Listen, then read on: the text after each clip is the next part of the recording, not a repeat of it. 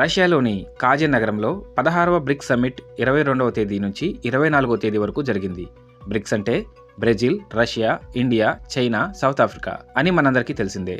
కానీ 5 దేశాలు ఉన్న ఈ బ్రిక్స్ 2006లో ఏర్పడే నాటికి బ్రెజిల్, రష్యా, ఇండియా, చైనా 4 దేశాలతోనే ప్రారంభమైంది. 2009లో మొదటిసారి ఈ 4 దేశాలు కలిసి శిఖరాగ్ర సమావేశాన్ని ఏర్పాటు చేయడం జరిగింది. 2010లో సౌత్ ఆఫ్రికాను కూడా ఈ కూటమిలో చేర్చుకోవడం ద్వారా బ్రిక్ కాస్త బ్రిక్స్గా మారింది. ప్రస్తుతం ఇందులో ఇరాన్, ఈజిప్ట్, యుఏఈ, ఇథియోపియా దేశాలు కూడా సభ్య దేశాలుగా ఉన్నాయి. ఈ కాజెన్ నగరంలో జరిగిన సమావేశంలో సౌదీ అరేబియా కూడా పాల్గొంది. కానీ అధికారికంగా ఇంకా బ్రిక్స్లో చేరలేదు. బ్రిక్స్లో ఉన్న సభ్య దేశాల మొత్తం జనాభా ప్రపంచ జనాభాతో పోలిస్తే 40% కన్నా ఎక్కువ.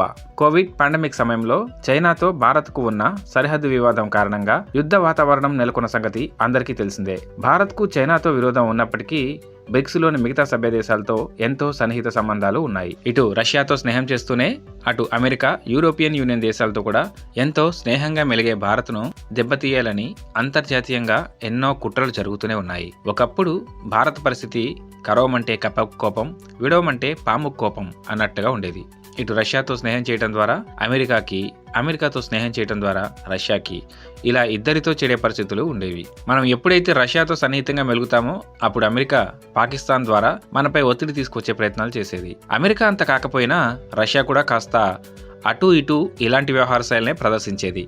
అందుకే భారత అలీన విధానాన్ని పాటిస్తూ అటు రష్యాతోనూ ఇటు అమెరికాతోనూ సమాన దూరాన్ని పాటిస్తూ అప్పుడప్పుడు వారి యొక్క ఒత్తిళ్లకు తలొగ్గి భారతదేశం తన విధానపరమైన నిర్ణయాల్లో మార్పులు చేర్పులు చేసుకునే పరిస్థితి కూడా ఉండేది. కానీ 2014 తర్వాత ఈ పరిస్థితి పూర్తిగా మారిపోయింది. ఒకవైపు మనకి మిత్రుడిగా చెప్పుకుంటూ ఎప్పటికప్పుడు మనల్ని కట్టడి చేసే రష్యా, మరోవైపు భారత్కి నమ్మదగిన మిత్రుని అంటూ మనపై పెత్తనం చెలాయించే అమెరికా, భారత్ని ఎదగనీయకుండా ఎలాగైనా తొక్కేయాలి అని చూసే ప్రపంచంలో సూపర్ పవర్గా ఎదిగిన చైనా.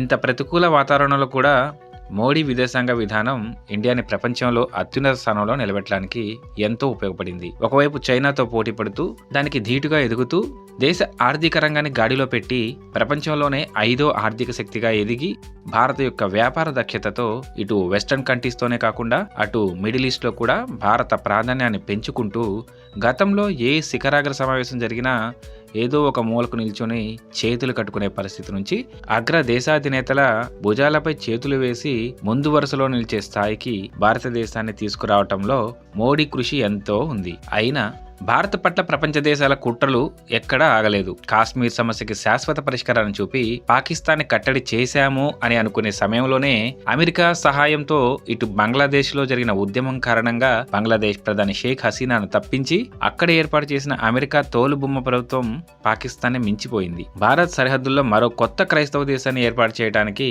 అమెరికా విశ్వ ప్రయత్నాలు చేసింది అనే విషయం కూడా వెలుగులోకి వచ్చింది. కానీ మోడీకి తెలుసు ఎట్టి పరిస్థితుల్లోనూ అమెరికాను పూర్తిగా నమ్మకూడదు అని. అందుకే అమెరికా ఊహించని రీతిలో భారత్ చైనాతో మైత్రికి సిద్ధమైంది. రష్యాలో జరిగిన 16వ బ్రిక్స్ శిఖరాగ్ర సమావేశంలో చైనాతో చేతులు కలిపింది. ఇది అమెరికాకు ఏమాత్రం మింగుడుపడిన విషయం. చైనాకు వ్యతిరేకంగా ఏర్పడ్డ క్వాడ్ గ్రూపులో మెయిన్ మెంబర్గా వ్యవహరిస్తూ ఇటు చైనాతో దోస్తీకి మోడీ సై అంటాడని అమెరికా ఏమాత్రం ఊహించి ఉండకపోవచ్చు.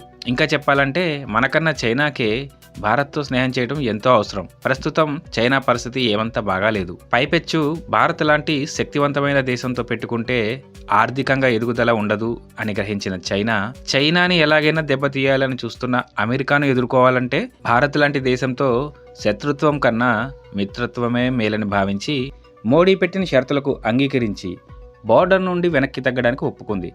ఈ విధంగా అంతర్జాతీయంగా జరిగిన ఎటువంటి సంఘటన అయినా తనకు అనుకూలంగా మార్చుకుంటూ ప్రపంచ దేశాలపై ఒత్తిడి పెంచుతూ భారతదేశాన్ని ముందుకు తీసుకెళ్లడంలో భారత ప్రధాని నరేంద్ర మోడీ కృషి ఎంతో కీలకం.